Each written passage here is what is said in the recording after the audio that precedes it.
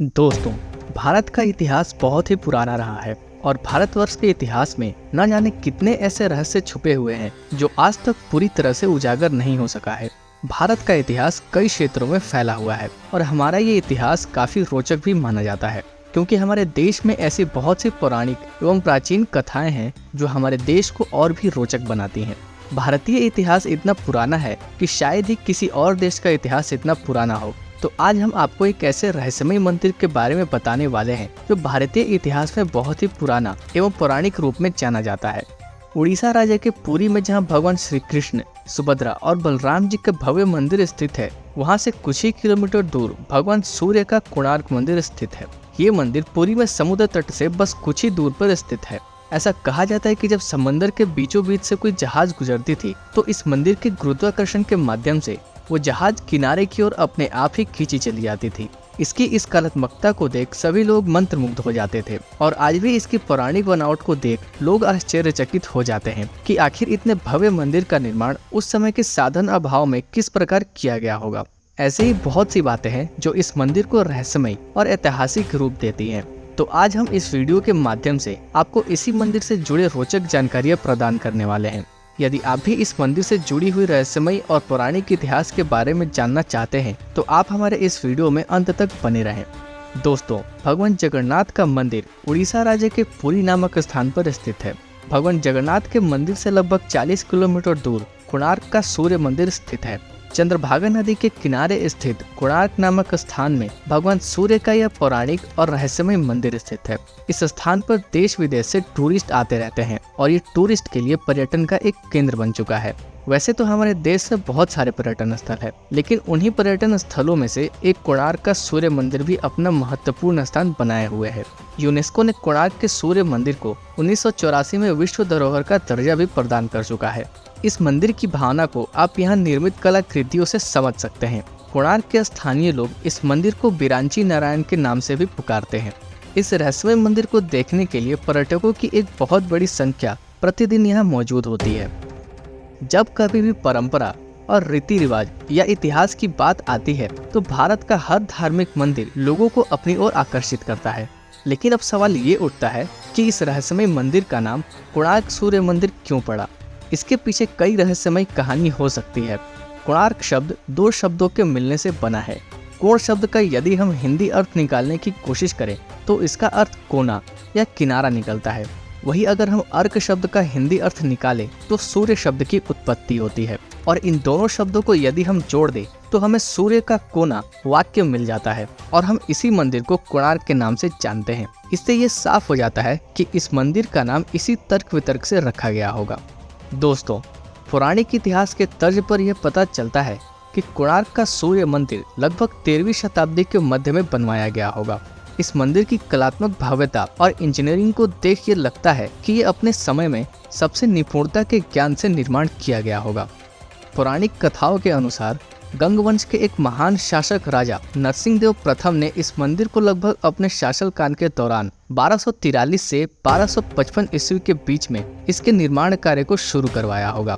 ऐसा कहा जाता है कि इस मंदिर के निर्माण कार्य में लगभग 1200 कारीगर लगे हुए थे। पौराणिक इतिहास में गंगवंश के लोग भगवान सूर्यदेव की आराधना किया करते थे। यही कारण है कि इस मंदिर के निर्माण में कलिंग शैली को भी दर्शाया गया है। कलिंग शैली की कला में भगवान सूर्य को इस प्रकार के रथ में विराजमान किया गया है जैसे मानो वो खुद ब खुद स्वर्गलोक से उतरकर धरती पर आकर बैठ गए हैं। दोस्तों, मंदिर की बनावट इस प्रकार की गई है जैसे सूर्य देवता अपने रथ पर विराजमान होकर आगे की ओर बढ़ रहे हों। इस मंदिर के निर्माण में सभी पत्थरों को उत्कृष्ट नक्काशी के साथ उकेरा गया है। वैसे तो ये मंदिर असल में चंद्रभागा नदी के मुख पर बनाया गया था, लेकिन अब इसकी जल रेखा दिन ब दिन कम होती जा रही है। ये मंदिर सूरज भगवान के रथ के आकार में बनाया गया है। सुपरिष्कृत रूप से इस रथ में धातुओं से बनी चक्कों की 12 जोड़ियां हैं जो कि 3 मीटर चौड़ी हैं और जिसके सामने कुल 7 घोड़े, 4 दाईं तरफ और 3 बाईं तरफ है। लेकिन वर्तमान समय में 7 घोड़ों में से केवल एक ही घोड़ा बचा हुआ है। इस मंदिर की रचना भी पारंपरिक कलिंगा प्रणाली के अनुसार ही की गई है और इस मंदिर को पूर्व दिशा की ओर इस तरह बनाया गया है कि सूरज की पहली किरण सीधे मंदिर के प्रवेश द्वार पर ही गिरे। वास्तविक रूप से ये एक पवित्र एवं धार्मिक स्थान है। इस मंदिर की ऊंचाई 229 फीट यानी कि 70 मीटर की है। इस मंदिर में भगवान सूर्यदेव की 3 प्रतिमाएं बनाई गई हैं जो एक ही पत्थर द्वारा निर्मित की गई है। पौराणिक कथाओं के अनुसार भगवान श्री कृष्ण के पुत्र साम्ब को कुष्ठ रोग से पीड़ित होने का श्राप मिला था। तब ऋषि कटक ने भगवान श्री कृष्ण के पुत्र साम्ब को कुष्ठ रोग से निवारण हेतु मित्रवन में चंद्रभागा नदी के तट पर भगवान सूर्य की आराधना करने का मार्ग बताया था। तब साम्ब ने करीब 12 वर्षों तक चंद्रभागा नदी के तट पर सूर्य भगवान की लगातार कठिन आराधना की थी।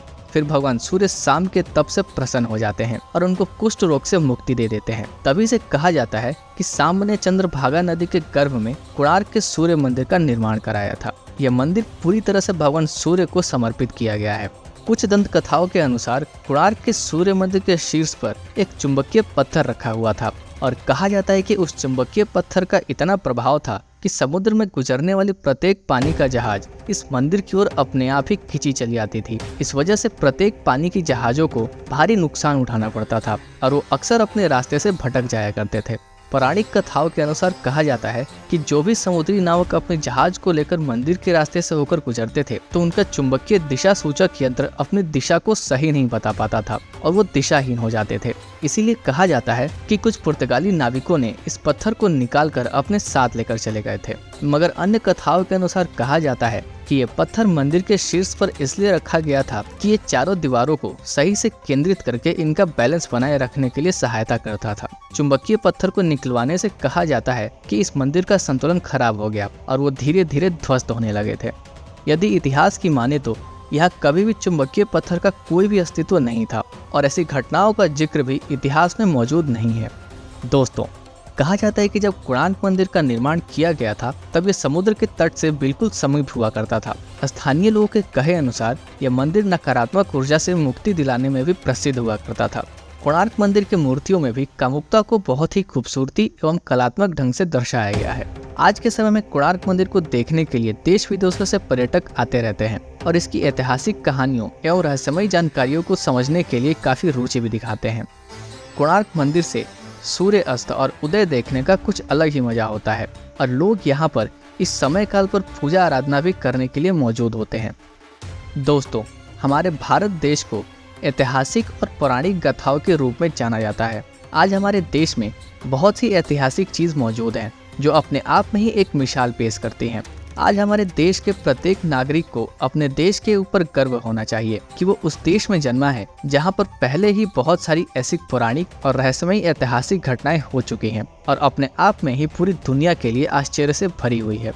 हमारे देश में आज ऐसे न जाने कितने ही पुराने और ऐतिहासिक धरोहर मौजूद हैं जिनको देखने के लिए देश विदेश के लोग इसकी ओर आकर्षित होते चले आते हैं। आज हमारे देश के प्रत्येक नागरिक का ये कर्तव्य बनता है कि वो अपने पूर्वजों द्वारा बनाए गए इन ऐतिहासिक धरोहरों का अस्तित्व बचाए रखें और इसके प्रति लोगों की उत्सुकता और भी जागृत करने में एक दूसरे का सहयोग भी करें।